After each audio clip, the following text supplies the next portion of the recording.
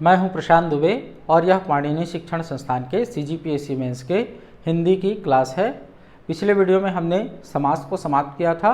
आज हम देखते हैं अगले टॉपिक तत्सम और तद्भव। तो देखिए, तत्सम और तद्भव से CGPSC मेंस में 4 नंबर के प्रश्न आते हैं। ठीक है, तो कौन सा टॉपिक हम देखने वाले हैं? तत्सम और तद्भव। तो देखो, परिभाषा से अभी तक प्रश्न नहीं आए हैं, लेकिन परिभाषा से प्रश्न कभी भी आ सकता है। तो सबसे पहले हम परिभाषा देखते हैं। तो पहले देखते हैं किसको? तत्सम। ठीक है, तो तत्सम की परिभाषा में आप क्या लिखेंगे कि किसी भाषा के मूल शब्द को तत्सम शब्द कहते हैं। क्या कहेंगे? किसी भाषा के मूल शब्द को तत्सम शब्द कहते हैं। तो कैसे? तो देखते हैं कि संस्कृत के वे शब्द जो ज्यों के त्यों हिंदी में प्रयोग में लाए जाते हैं तत्सम शब्द कहलाते हैं। संस्कृत के वे शब्द जो ज्यों के त्यों हिंदी में प्रयोग में लाए जाते हैं तत्सम शब्द कहलाते हैं। तो ज्यों के त्यों प्रयोग में लाए जाते हैं मतलब वे क्या हैं? किसी भाषा के मूल शब्द हैं, है ना, बने हुए शब्द नहीं हैं। तो इसीलिए उनको क्या कहते हैं? तत्सम। तो 2 पॉइंट है, इन दोनों पॉइंट को आपको लिखना है। किसी भाषा के मूल शब्द को तत्सम शब्द कहते हैं। संस्कृत के वे शब्द जो ज्यों के त्यों ही हिंदी में प्रयोग में लाए जाते हैं तत्सम शब्द कहलाते हैं। उदाहरण देना जरूरी है, तो उदाहरण में लिखना क्या? सूर्य, सूर्य का प्रयोग हम हिंदी में करते हैं। सूर्य, अग्नि, मयूर आदि, ये सब संस्कृत के शब्द हैं और इसी रूप में हिंदी में भी क्या होते हैं? प्रयुक्त होते हैं। तो ये क्या हो गया? तत्सम शब्द। अगला देखते हैं क्या? तद्भव शब्द। तो तद्भव में लिखना कि तद्भव का अर्थ है उससे उत्पन्न। तत् मतलब उस, उसका, उससे, ये हम देख चुके हैं संधि में। तद्भव, भव मतलब उत्पन्न होना। तद्भव का अर्थ है उससे उत्पन्न। तो हिंदी के वे शब्द जो संस्कृत और प्राकृत से होते हुए हिंदी में आए हैं तथा जिनके रूप में परिवर्तन हो गया है तद्भव शब्द कहलाते हैं। या यूं कहें कि हिंदी के वे शब्द जो संस्कृत और प्राकृत से होते हुए विकृत होकर हिंदी में आए हैं तद्भव शब्द कहलाते हैं। ठीक है, विकृत हो गए हैं मतलब इनके रूप में परिवर्तन हो गया है। फिर से मैं एक बार परिभाषा बताता हूं, आपको लिखना क्या है?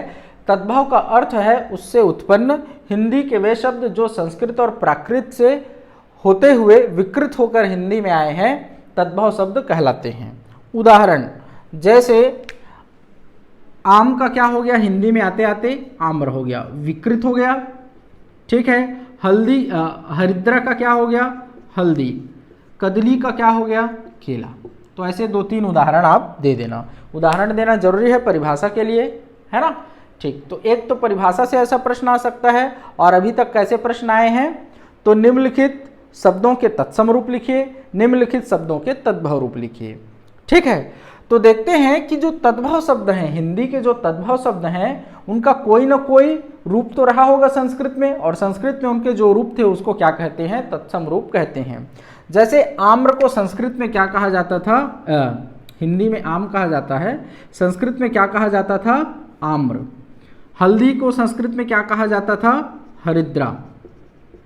और केला को क्या कहा जाता था? कदली। ठीक है, तो आम का तत्सम क्या है? आम्र। हल्दी का तत्सम क्या है? हरिद्रा। केला का तत्सम क्या है? कदली। और आम्र का तद्भव क्या है? तो आम। हरिद्रा का तद्भव क्या है? तो हल्दी। और कदली का तद्भव क्या है? तो केला। तो ऐसा प्रश्न पूछा जाता है। तो तत्सम और तद्भव का जो लिस्ट है वो मैं आप लोगों को भेजूंगा, आप वहां से तैयार करिए। ठीक है, ठीक। तो यह हो गया हमारा तत्सम और तद्भव का टॉपिक। ठीक, अगले टॉपिक में हम आते हैं। अगला टॉपिक है हमारे पास शब्द शुद्धि या वर्तनी शुद्धि। एक ही चीज है, शब्द शुद्धि या वर्तनी शुद्धि। ठीक है, तो देखिए, हिंदी के शब्दों का या किसी भी भाषा में शब्दों का उच्चारण करते समय हमसे कुछ गलतियां हो जाती है, और उच्चारण में इन्हीं गलतियों के कारण हम लिखने में भी उसको अशुद्ध रूप में लिखते हैं। या कभी कभी हमें व्याकरण का ज्ञान नहीं होता तब भी हम शब्दों को क्या करते हैं, उपसर्ग प्रत्यय का ढंग से ज्ञान नहीं होता तो हम क्या करते हैं, संधि समास वगैरह का भी ज्ञान नहीं होता तो हम क्या करते हैं, शब्दों को अशुद्ध रूप में लिखते हैं। तो यहीं से प्रश्न उठता है कि निम्नलिखित शब्द का सही रूप क्या होगा, शुद्ध रूप क्या होगा, है ना। तो शब्द शुद्धि या वर्तनी शुद्धि से 3 नंबर के प्रश्न पूछे जाते हैं। तो देखिए शब्द शुद्धि जो है इसको जनरली लोग क्या करते हैं, याद करते हैं, और विभिन्न पुस्तकों में भी शब्द शुद्धि बिखरे हुए रूप में दिया गया है, एक जगह एकत्रित नहीं किया गया है। मतलब एक तरह की जो अशुद्धियां हैं उनका समूहीकरण नहीं किया गया है। तो हम क्या करेंगे, उनको समूहीकृत करके, मतलब एक प्रकार की अशुद्धियों को एक जगह, दूसरे प्रकार की अशुद्धियों को दूसरी जगह रखकर और उनके नियम क्या है उनको समझते हुए हम उनको व्यवस्थित ढंग से पढ़ेंगे, ताकि शब्द की जो अशुद्धियां हैं उसका एक खांचा हमारे मन में क्या हो जाए, तैयार हो जाए और आसानी से हम उसको क्या कर सकें, हल कर सकें। तो चलो नियमों के आधार पर हम देखेंगे। तो पहला नियम देखते हैं, संधि से संबंधित अशुद्धियां।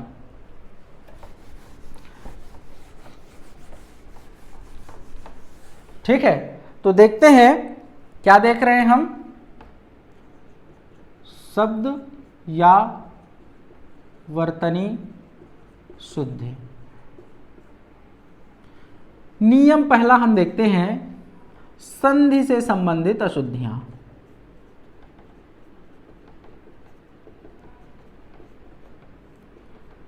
जब संधि का हमें सही ज्ञान नहीं होता कि कहां पर कैसे संधि होती है, तो हम कई शब्दों को अशुद्ध रूप में लिखते हैं। अब संधि 3 प्रकार की होती है तो अशुद्धियां भी 3 प्रकार की होंगी संधि से संबंधित। तो पहला हम देखते हैं स्वर संधि, है ना। तो मैं आप लोगों को केवल नमूने के रूप में 2-4 बताऊंगा और बाकी लिस्ट आप लोगों को भेजूंगा, है ना। तो नमूने के रूप में मैं आप लोगों को बताता हूं कि स्वर संधि से संबंधित अशुद्धियां कैसे होती हैं। तो जैसे देखते हैं, एक शब्द क्या है, अत्याधिक। अच्छा, मैं अशुद्ध शुद्ध करके लिख देता हूं, है ना, तब आपको समझ में आएगा।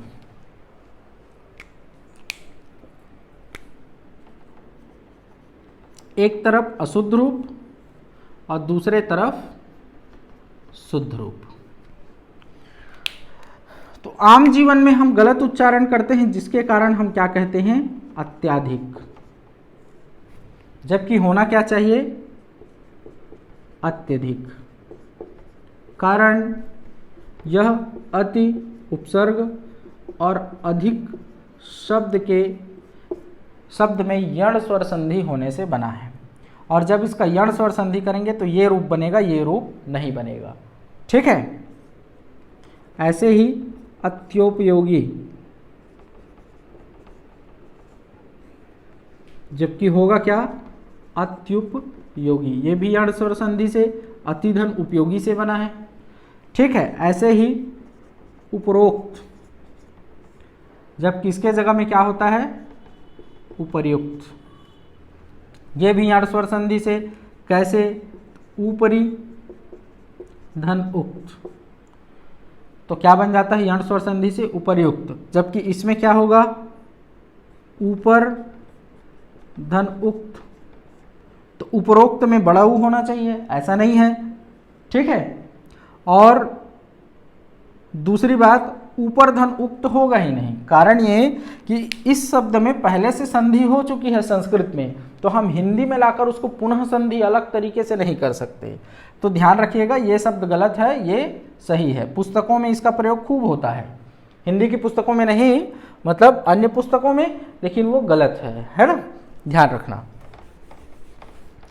और भी देखते हैं, जैसे एक शब्द है क्या, यद्यापि का प्रयोग करते हैं हम, जबकि यह है क्या, यदि धन अपि।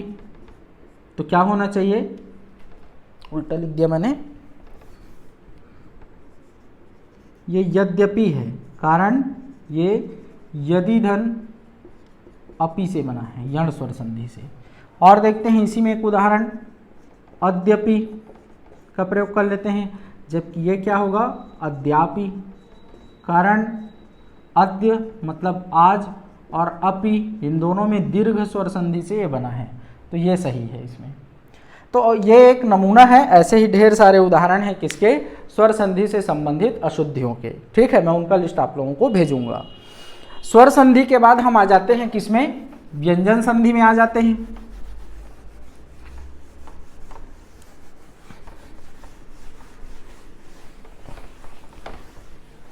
किसमें आ रहा हूं मैं, व्यंजन संधि से संबंधित अशुद्धियां।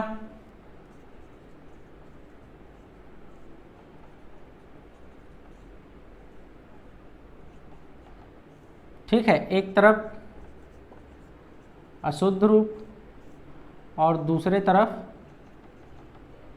शुद्ध रूप। ठीक है, तो देखते हैं सदोपयोग।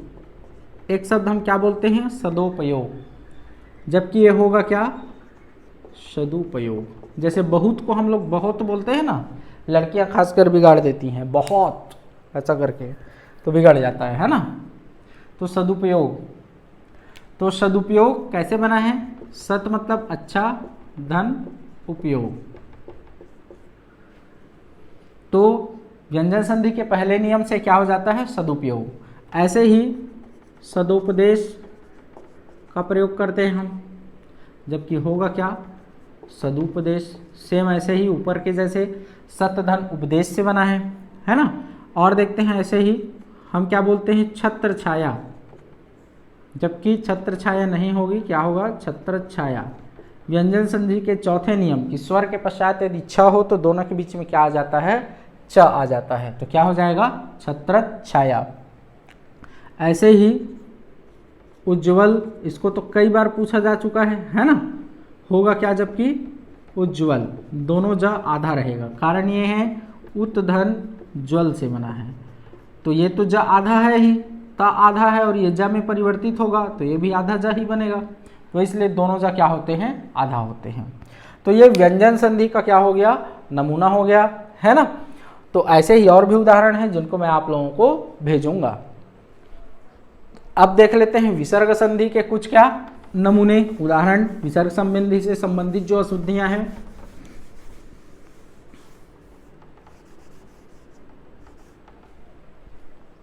अगला कौन सा देख रहे हैं, विसर्ग संधि।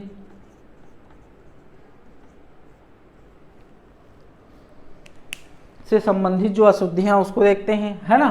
तो एक शब्द है जिसको तो बार बार पूछा जाता है, निरोग, जबकि होता कैसे है, निरोग। ये हमने देखा है व्यंजन संधि के, विसर्ग संधि के 5वें नियम का है ये, है ना। मैं लिख देता हूँ 5वें नियम। ऐसे ही नीरस, ऐसा नहीं होता, कैसा होता है, नीरस, ये भी 5वें नियम का है विसर्ग संधि के, है ना। फिर देखते हैं एक शब्द हम क्या बोलते हैं, मनोकामना, जबकि मनोकामना नहीं होता, मनः कामना होता है। ये है 6वें नियम से संबंधित विसर्ग संधि के। ऐसे ही अधोपतन बोलते हैं, जबकि अधोपतन नहीं होता, क्या होता है, अधः पतन। ये भी 6वें नियम से संबंधित है। ठीक है, तो इस तरह से ये क्या है, विसर्ग संधि के कुछ नमूने हैं। ऐसे ही और भी हैं जिनको मैं आप लोगों को भेजूंगा। ठीक है, ये नियम 1 था जो संधि से संबंधित अशुद्धियां थी। अब आता हूं मैं नियम 2 में। ठीक है,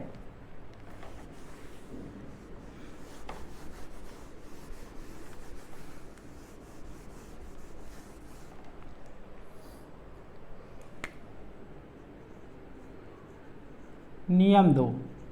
नियम 2 में हम देखते हैं कि य और ता प्रत्यय से संबंधित अशुद्धियां, य और ता प्रत्यय से संबंधित अशुद्धियां। देखिए, ता प्रत्यय और य प्रत्यय का प्रयोग हम भाववाचक संज्ञा बनाने के लिए करते हैं। जैसे मानव क्या है, जातिवाचक संज्ञा है, और इसमें जब हम ता जोड़ देते हैं तो क्या बन जाती है, भाववाचक संज्ञा, है ना।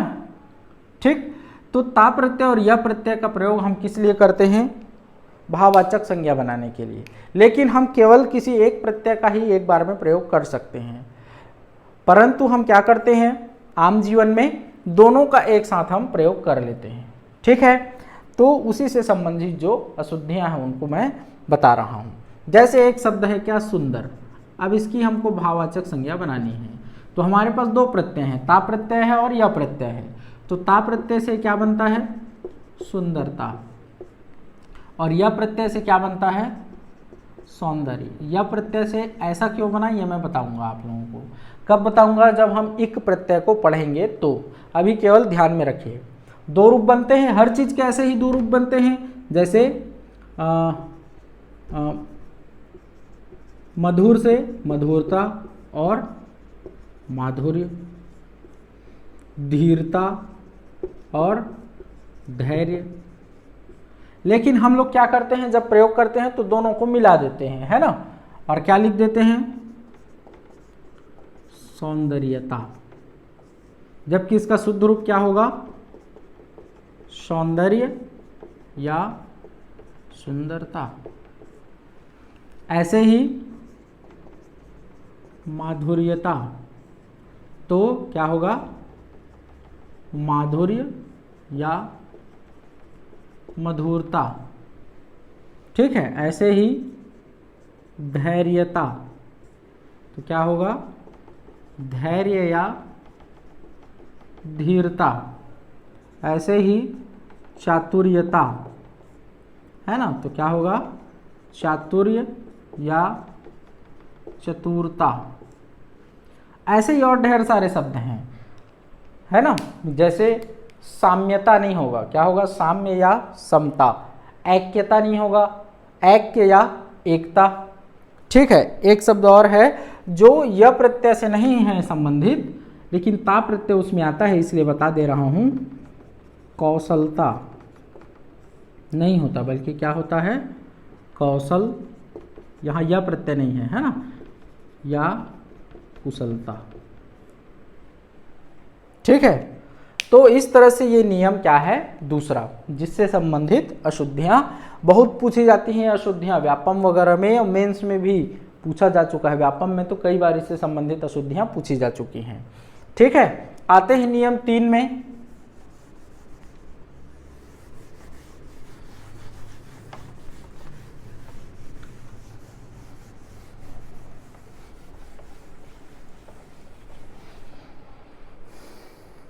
किसमें आ रहा हूं मैं, नियम 3 में। नियम 3 में हम देखते हैं कि जब सामने निह जुड़ा हो, उपसर्ग, किसी शब्द के सामने निह उपसर्ग जुड़ा हो, तो उसका जो अंतिम ई है वह नहीं रहता, दीर्घ ही जो है अंतिम में वह नहीं रहता। लेकिन इससे संबंधित जो अशुद्धियां हैं वो हम कर बैठते हैं।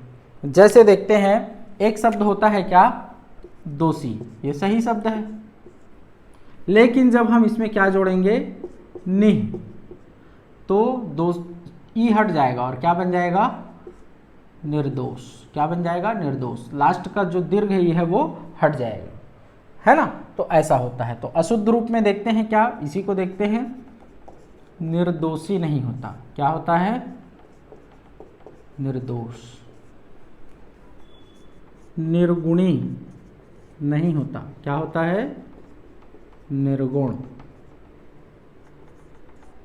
निरपराधी नहीं होता, बल्कि क्या होता है, निरपराध। ये सारे नियमों को आपको ध्यान में रखना होगा, क्योंकि मेंस में आपको लिखना है ना। वहाँ ऑप्शन आपके पास नहीं होगा, वहाँ आपको लिखना है, इसलिए ये सारी चीज़ों को आपको ध्यान में रखना होगा।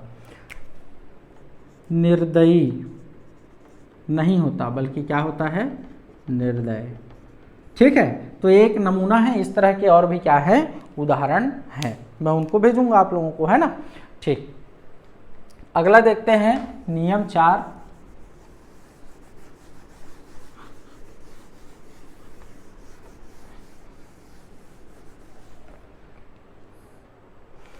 नियम 4 में आते हैं तो क्या देखते हैं कि एक उपसर्ग होता है स, है ना, और एक होता है इत प्रत्यय, और एक होता है पूर्वक शब्द। तीनों का अर्थ है के सहित, है ना, या से युक्त, के सहित या से युक्त। तो इनमें से किन्हीं भी दो का एक साथ प्रयोग हम नहीं कर सकते, केवल एक का ही प्रयोग हम कर सकते हैं। लेकिन आम जीवन में हम दो का एक साथ प्रयोग कर लेते हैं और ऐसी अशुद्धियाँ फिर हमसे हो जाती हैं। जैसे देखते हैं, बचपन में आपने लेटर खूब लिखा होगा, लव लेटर नहीं बोल रहा हूँ, माता पिता को, है ना, पत्र लिखा होगा। पहले तो मोबाइल नहीं था, है ना, ठीक। तो जैसे क्या लिखते थे, सकुशल पूर्वक, मैं यहाँ सकुशल पूर्वक हूँ, बहुत लिखा होगा आप लोगों ने, है ना। तो देखिए यहाँ स का भी हमने प्रयोग कर लिया और इधर पूर्वक का भी प्रयोग कर लिया, जबकि ऐसा नहीं करते। तो क्या होगा, या तो सकुशल होगा या क्या होगा, कुशल पूर्वक होगा। ठीक है। ऐसे ही सलज्जित नहीं होगा, क्या होगा, सलज्ज या लज्जित। वैसे लज्जित ज़्यादा उपयुक्त है, जो सुनाई देता है, इसलिए लज्जित का प्रयोग करना यदि ये वाला है तो, है ना। ऐसे ही सानंद, सानंदित, तो क्या होगा, सानंद या आनंदित। ऐसे ही एक शब्द सध्यानपूर्वक, तो क्या होगा, सध्यान या ध्यानपूर्वक, है ना। तो एक नमूना है, ऐसे और भी शब्द हैं, तो उन्हें मैं आप लोगों को भेजूंगा। ठीक है। तो ये नियम क्या हो गया, 4 हो गया। अगला नियम देखते हैं।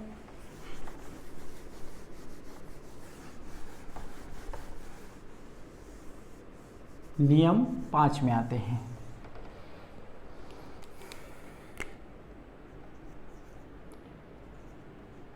करण शब्द जोड़ने से संबंधित अशुद्धियां। करण शब्द जोड़ने से संबंधित अशुद्धियां।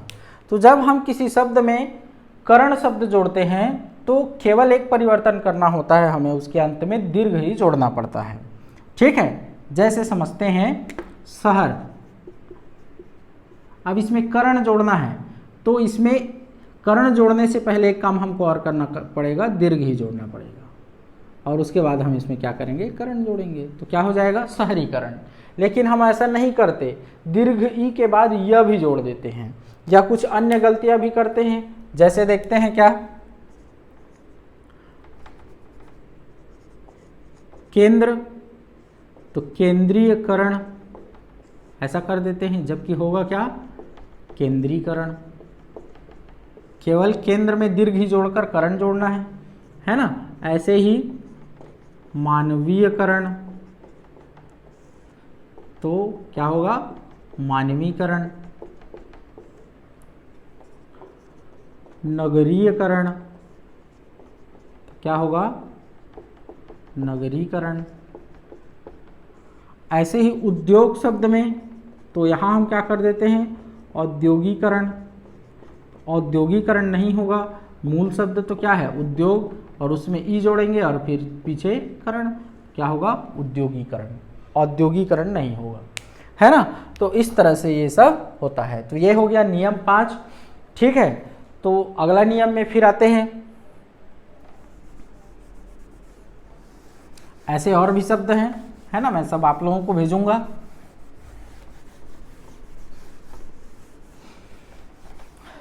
नियम 5 के बाद हम आते हैं किसमें, नियम 6 में आते हैं। तो नियम 6 में हम देखते हैं कि के योग्य या के लायक के अर्थ में 2 प्रत्ययों का प्रयोग होता है। एक होता है य प्रत्यय का और एक होता है अनीय का।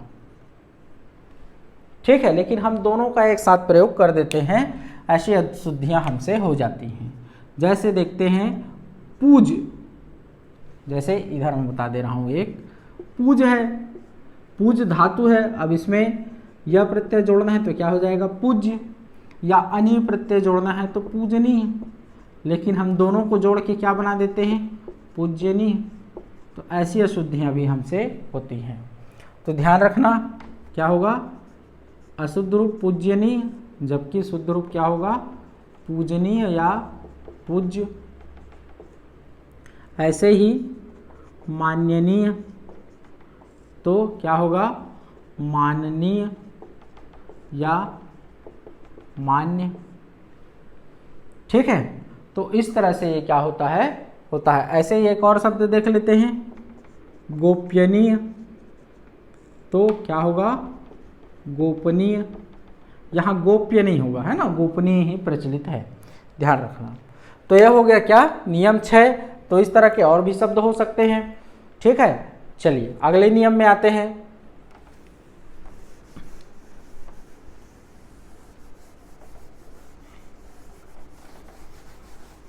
नियम 7 में हम आते हैं।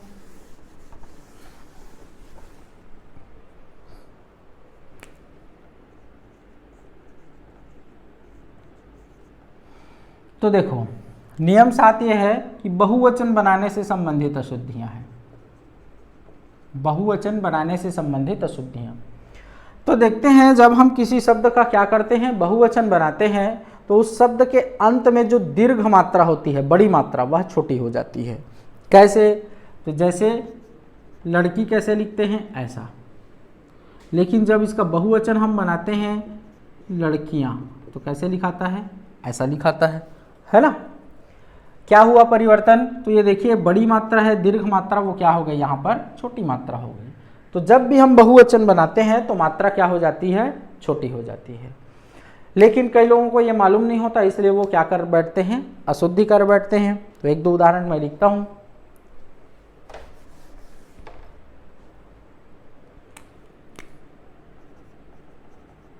एक तरफ अशुद्ध रूप और दूसरे तरफ शुद्ध रूप, है ना। तो अशुद्ध रूप में क्या लिखूंगा मैं, अभी क्या लिखा था, तो लड़कियां, और इधर लड़कियां, है ना। बहु ऐसा लिखते हैं, तो बहुवचन बनाएंगे तो बहुएं, लेकिन बहुवचन जब बनाते हैं तो मात्रा क्या हो जाती है, छोटी। क्या हो जाता है, बहुएं। नारियां ऐसा नहीं होता, क्या होता है, नारियां। ठीक है।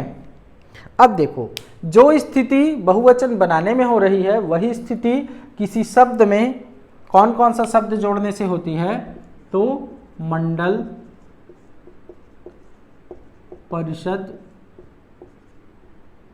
वृंद, वर, राज, भक्ति, है ना। यह शब्द जोड़ने पर क्या होता है, ऐसा ही नियम लागू होता है। जैसे देखते हैं, यहां से मैं इसको अलग करता हूं। जैसे आप कैसे लिखते हो, एक तो बता देता हूं, फिर आगे बढ़ते हैं, है ना। जैसे मंत्री ऐसा लिखा जाता है, लेकिन मंत्रिमंडल लिखना है तो आप कैसे लिखेंगे, मंत्रिमंडल। लेकिन हम यहाँ देख रहे हैं कि जब मंडल जुड़ता है तो इस तरह का नियम लागू हो जाता है, तो यह अशुद्ध रूप हो गया, तो क्या होगा, मंत्रिमंडल। तो जो नियम बहुवचन बनाने के समय लागू होता है, वही नियम इन शब्द को जोड़ते समय भी लागू हो जाता है। ठीक है, तो ऐसे ही कुछ उदाहरण देखते हैं। तो इसको देख लो पहले, मंत्रिमंडल, शुद्ध रूप क्या होगा, मंत्रिमंडल। एक शब्द और है इसमें, गण। एक शब्द और क्या है, गण। ठीक है। तो जैसे विद्यार्थी ऐसा लिखते हैं, तो विद्यार्थी गण ऐसा नहीं होगा, कैसा होगा, विद्यार्थी गण ऐसा होगा। पक्षी ऐसा लिखते हैं, तो पक्षी राज ऐसा नहीं होगा, कैसे होगा, पक्षी राज ऐसा होगा। ठीक है।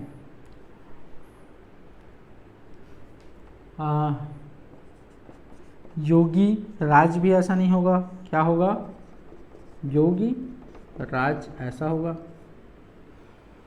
वृंद भी जोड़ते हैं इसमें, तो अच्छा गण भी जोड़ते हैं, तो एक गण में और देख लेते हैं, दुरात्मा, दुरात्मा ऐसा हो, महात्मा, दुरात्मा थोड़ी, महात्मा ऐसा होता है, तो उसमें गण, तो महात्मा गण नहीं होगा, क्या होगा, महात्मा गण।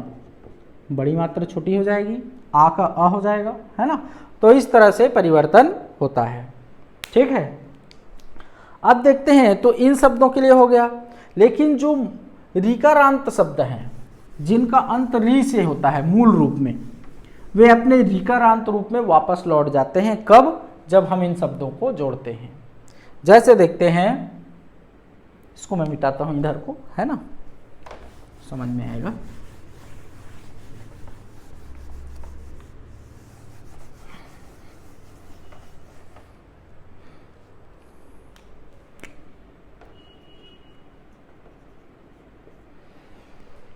जैसे देखते हैं, पिता का मूल शब्द क्या है? पितृ। माता का मूल शब्द क्या है? मातृ। नेता का मूल शब्द क्या है? नेत्री। वक्ता का मूल शब्द क्या है? वक्तृ। होता का मूल शब्द क्या है? होतृ।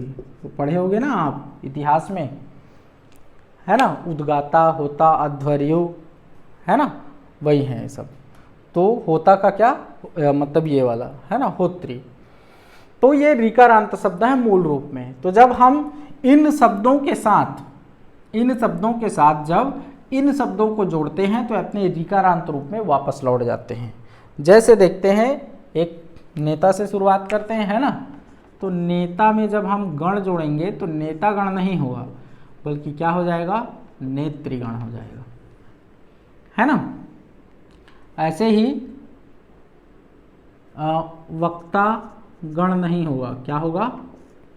वक्तृगण हो जाएगा, है ना, ऐसा होगा। और भी जोड़ लेते हैं, माता वृंद नहीं होगा, क्या होगा? मातृवृंद होगा। ठीक है। तो केवल इन्हीं शब्दों के नहीं, और कौन कौन से शब्द? भाषा, हीन, हंता शब्द जोड़ने पर भी ऐसा ही होता है ऋकारांत शब्दों के साथ। जैसे माता भाषा नहीं होता, क्या होता है? मातृभाषा, है ना। पिताहीन नहीं होता, क्या होता है? पितृहीन, है ना। पिता हंता मतलब जान से मारने वाला, तो पितृहंता होता है। ठीक है। तो इस तरह से होता है। तो इन सबको आप क्या करेंगे? ध्यान में रखेंगे। एक और देखते हैं, नियम 8, फिर अगले वीडियो में देखेंगे, है ना।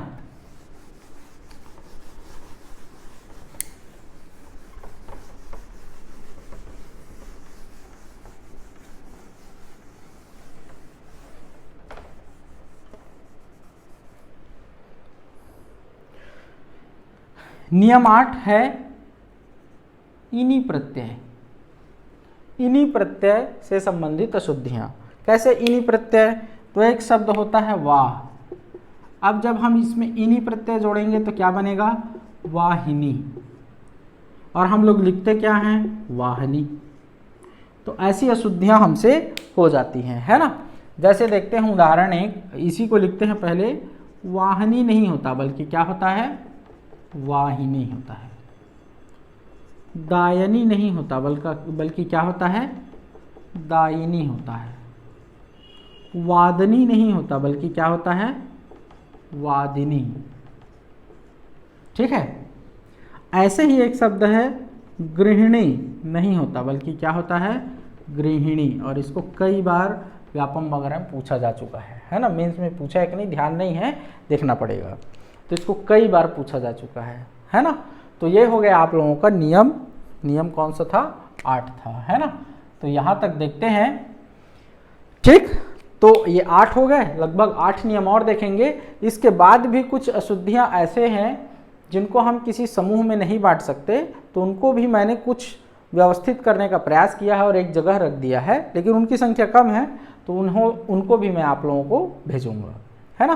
तो आप तैयार करते रहिए, पढ़ते रहिए। चलिए अगले वीडियो में पुनः हम मिलेंगे।